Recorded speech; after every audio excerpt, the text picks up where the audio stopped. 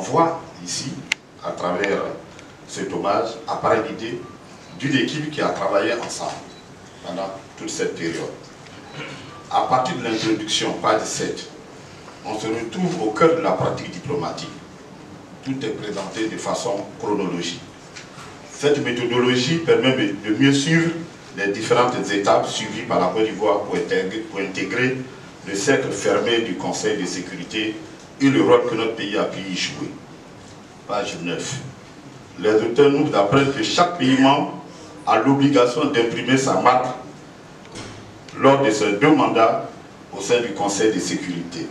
Cela dit, la Côte d'Ivoire a conduit lors de ses 3 passages au Conseil de sécurité 1964, 1965, 1990, 1991, 2018, 2019, des mandats actifs et remarqués. 1964-1965, cela nous rappelle la bipolarité. Le monde était divisé en 2. Il y avait le bloc de l'Est, le bloc de l'Ouest et le bloc de l'Est. On était en pleine guerre froide. La Côte d'Ivoire a joué un rôle prépondérant pendant cette période au Conseil de sécurité.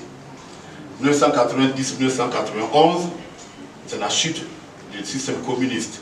On est en plein dans la toute-puissance de l'unilatéralisme américain. Tout le monde sait après, ce qui s'est passé après avec la crise du Golfe et la guerre en Irak. 2018-2019, nous sommes dans les relations mondialisées. C'est-à-dire la montée en puissance du multilatéralisme. Et c'est à cela que nous rendons hommage aux auteurs de ces livres. Parce que le livre suit la trajectoire de l'évolution du système des Nations Unies. C'est d'ailleurs pour cela qu'à la page 10, ils disent, les auteurs, siéger au Conseil de sécurité, c'est pour tout État membre être amené à élargir le champ de sa politique étrangère. On ne peut pas être heureux seul, il faut savoir partager.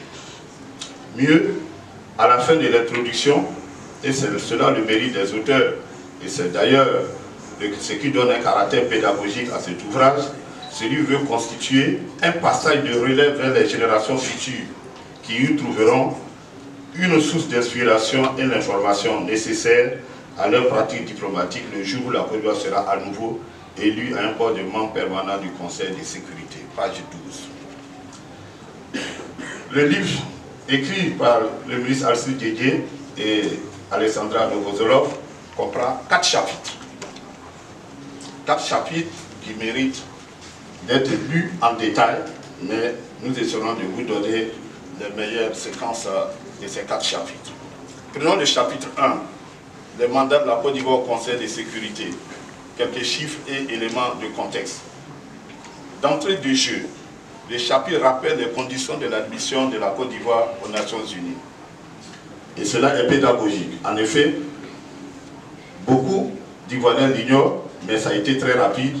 Les auteurs l'affirment, ils écrivent pour l'histoire, ils le rappellent à tout un chacun, aussi bien aux diplomates qu'aux étudiants, à toutes les personnes qui s'intéressent à la politique internationale, que la Côte d'Ivoire est devenue membre de l'Organisation des Nations Unies le 20 septembre 1960, quelques semaines après son indépendance le 7 août 1960.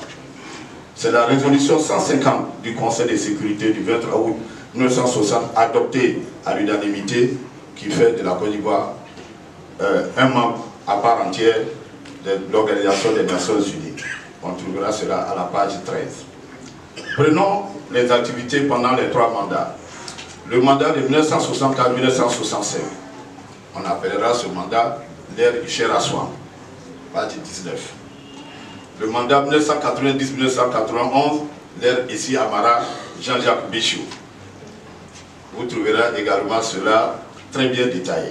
Mais ce qui est important lors de ce mandat 90-91, c'est que la Côte d'Ivoire participe à 60 réunions publiques et participe à l'adoption de 37 résolutions. En 1991, également, elle participe encore à 60 réunions publiques avec l'adoption de 42 résolutions. C'est une prouesse. In fine, le mandat 2018-2019, c'est le mandat qui est le cœur de cet ouvrage et qui mérite d'être analysé dans toute sa dimension. C'est ce mandat qu'on a appelé l'ère Bernard Tano Bouchoué, l'ère Assis Diédié, assurant l'intérim, et l'ère Kakou Ouadia Léon Adom. La Côte d'Ivoire participe donc en 2018 à 275 réunions publiques et en 2019 à 243 réunions publiques. Cela est important à souligner, dans la mesure où, comme le diront les auteurs de cet ouvrage, la Côte d'Ivoire est restée longtemps à l'agenda des Nations Unies, 14 ans. Et à la sortie des crises, la Côte d'Ivoire devient un acteur des Nations Unies. C'est une prouesse diplomatique. Et les auteurs ne manquent pas de le présenter dans ce premier chapitre. C'est d'ailleurs pour cela que ce premier chapitre se termine sur la philosophie, si on peut le dire, de la diplomatie ivoirienne, qui repose sur le dialogue comme meilleur moyen de renforcer la compréhension mutuelle et de créer la confiance nécessaire à un règlement global des crises. Voilà, en ces termes. Ce sont en ces termes que se termine le chapitre 1. Quant au chapitre 2, il nous